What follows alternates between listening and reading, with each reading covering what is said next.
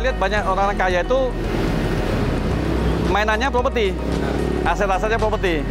Dan dari situ saya tertarik menggeluti di properti, Pak.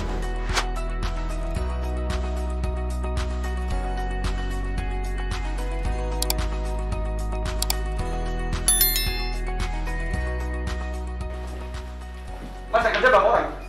Yang kerja berapa orang? 4 orang.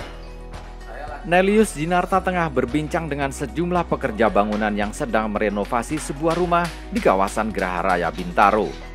Rumah ini baru saja dibeli Nelius, lalu direnovasi untuk dijual kembali. Itulah kesibukan Nelius. Setiap hari ia harus mengecek sendiri puluhan properti miliknya yang lokasinya tersebar di sejumlah kawasan, terutama di Geraha Raya, Alam Sutra, BSD City, Gading Serpong, dan sekitarnya. Setiap hari Nelius juga getol mencari informasi rumah yang hendak dijual sekaligus menawarkan sejumlah properti yang dimilikinya. Karena bisnisnya adalah jual beli properti. Saya ini anggap pedagang aja, Pak. Pedagang rumah aja. Kalau istilahnya Pak Joko mungkin dealer properti lah kerennya. Saya bukan investor. Kalau investor itu beli, diinvest. Sebutan lagi baru dijual. Saya enggak. Kalau bisa 1 jam, 5 menit saya jual. Pedagang, Pak. Contoh seperti pedagang sembako lah. Bedanya, pedagang sembako bisa dapat barang dari pabrik anytime. Saya tidak bisa segampang itu mendapat barang. Bisa jual, belum tentu bisa dapat barang. Contohnya, November sampai Desember ini kemarin saya kesulitan membeli barang. Karena orang punya harapan dengan adanya vaksin, harga rumah naik. Sehingga tidak menjual murah. Nah, saya agak sedikit puasa. Tugas saya cuma menjual yang ada. Baru Januari ini lagi banyak yang jual. Karena vaksin mungkin masih jauh. Jadi harapan orang mungkin turun lagi. Kalau broker ini kan enaknya tanpa modal. Mungkin modal transportasi, motor, mobil. Ya, broker itu kan uangnya cuma ya terbatas. Karena broker itu bersaingnya luar biasa banyak. Satu properti yang masalahnya bisa 10-20 agent. Saya tidak usah rebutan. Saya yang direbutan sama agent untuk membeli properti saya atau menawarkan ke saya. Nah, satu agent bisa 2 kali mendapat keuntungan kalau hubungan sama saya. Dia bisa menawarkan, Pak ini murah Pak, kasih saya dulu. Nanti kamu yang jual, dia dapat lagi. Jadi broker senang berhubungan saya ada 2 kali dapat kesempatan untuk komisi. Ini yang dia nggak dapat di tempat lain. Kalau jual ke pemakai beli, sudah, sumur-umur udah nggak bisa lagi.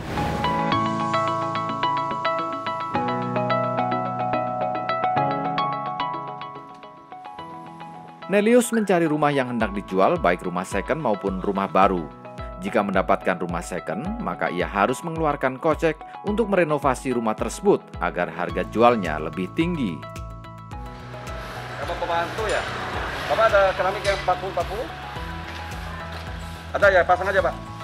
Ya, pasang aja Pak. Ya. Untuk melancarkan bisnisnya, ia juga menjalin kerjasama dengan sekitar 300 broker properti di Serpong dan sekitarnya untuk menjualkan propertinya, sekaligus untuk mendapatkan penawaran properti yang dijual, terutama yang dijual BU alias butuh uang. Nelius mengaku bisnis properti sangat menggiurkan karena keuntungannya besar. Syaratnya harus jeli mencari properti di lokasi yang strategis dan harganya murah. Namun diakui bisnis properti membutuhkan kejelian sekaligus keberuntungan. Kadang ia bisa menjual rumah dalam waktu 1 jam dengan keuntungan puluhan hingga ratusan juta rupiah. Namun tak jarang ia juga harus menunggu berbulan-bulan untuk mendapatkan pembeli. Ada yang properti saya nawar 1 tahun. Baru deal. 1 tahun Pak. Makanya dibutuhkan lagi, mungkin tadi kunci lagi tambah kesabaran. Dia buka 2M. Wah bagus ini properti. Tapi saya nggak bisa nawar, nggak bisa jual. Saya tawar umpamanya 1,2. Dia tidak mau jual. Begitu 1 tahun, istri udah meninggal atau bapaknya meninggal. Dikasih saya. Yang lama menawar, jualnya cepat. Saya baru kejadian di Villa Matimas, 2 rumah. Nawarnya lama, bapaknya masih hidup. Begitu bapaknya mati, anaknya udahlah bapak ambil aja. Dalam waktu berapa lama saya jual 2 properti itu? 1 minggu. Itu 1 rumah sekitar 150. Modal saya berapa? 50. Karena uang tak jadi. Nah itu, 2 rumah 300, untung 3. 1 keluarga Pak. 1 keluarga menjual 2 rumah. DP saya 50-100, saya dapat 300. Dan itu sekarang masih banyak nyari sampai sekarang. Karena murah. Rata-rata dalam sebulan ia bisa menjual 3 hingga 5 unit rumah atau ruko. namun sebagian besar adalah rumah. Pandemi ini saya total per bulan bisa rata-rata sampai 3 rumah, kadang-kadang sampai 5. Jadi mungkin antara 25 sampai 30 properti selama Maret sampai Desember. Pria Parubaya ini sudah menekuni profesi sebagai dealer properti sejak belasan tahun lalu. Ia memilih mengundurkan diri dari jabatan bergengsi di sebuah perusahaan saniter ternama sebagai direktur keuangan karena ingin fokus berbisnis properti. Nelius tertarik pada bisnis properti karena menjanjikan keuntungan yang fantastis. Pada masa krisis akibat pandemi, Nelius mengaku justru mendapatkan berkah. Pasalnya banyak orang yang ingin menjual propertinya dengan harga murah karena terjepit persoalan ekonomi. Nelius lebih senang membeli rumah baru karena kondisi bangunan yang masih bagus dan harganya biasanya lebih murah dari harga developer. Karena mereka yang menjual rumah baru kebanyakan memang benar-benar tengah membutuhkan uang. Untuk masa pandemi, rumah primary itu mendapat perhatian saya karena banyak orang jual di bawah PPJB. PPJB itu artinya nilai beli sama developer. Tapi sebelum pandemi, saya nggak bermain rumah primary. Saya tidak bermain sama sekali. Nah, karena apa? Orang sudah beli 1M, tidak mungkin jual di bawah 1M. Tapi sekarang contohnya, saya kasih contoh ruko Bisling di Cikupa, Citaraya. Belinya 1M, tawarin ke saya 600 juta. Tapi apa saya ambil? Belum tentu. Karena Bisling itu masih kondisi sepi. Itu nangis istilah saya nangis Bombay itu masih lama. Nangis Bombay, Pak. Karena India itu nangisnya kalau film 3 jam. Masih lama.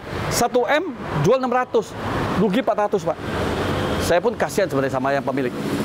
Tapi dari bisnis saya belum tentu ambil, Pak. Begitu saya datang, yang jual, waduh, saingannya. Orang bilang bejibun dah, kalau orang Betawi ya. Gitu, Pak. Jadi rumah primary sekarang lebih enak bermain karena begitu banyak yang launching, baik developer BSD, Alam Sutra. Tapi yang jual kembali banyak. Karena waktu mereka beli itu terburu-buru atau tergoda sama pihak agent. Jadi nilai PBJB rugi sampai 500 juta 1M. Saya pernah jual Kavling Highland di Greenwich BSD. Nilai PBJB 2,2M. Jual ke saya 1,2M, Pak. Apakah dia butuh uang? Betul, karena suaminya meninggal. Utang banyak. Nah, sekarang rumah primary mendapat perhatian saya asal di bawah PBJB jauh. Rata-rata mereka beli bertahap. 24 kali, 36 kali, 48 kali, atau DP 30% cicil sekian tahun. Ini menjadikan orang tuh nafsu membeli. Tanpa mikir, saya setahun lagi punya uang nggak untuk cicil. Ini yang saya tangkap peluang ini, Pak. Setelah dia cicil sekian kali, suami meninggal, penghasilan tidak ada, bingung mereka. Daripada kehilangan semua, mereka berani rugi. Yang penting kembalilah berapa duit. Daripada disitar developer, nah developer tidak akan kembali uang. Mendingan ke saya masih dapat uang, meskipun rugi 1M. Itu, Pak, primary itu. Sebagai dealer properti, Nelius tak membutuhkan kantor. Ia hanya memiliki 1 orang pegawai untuk membantu pembukuan dan mengurus pajak.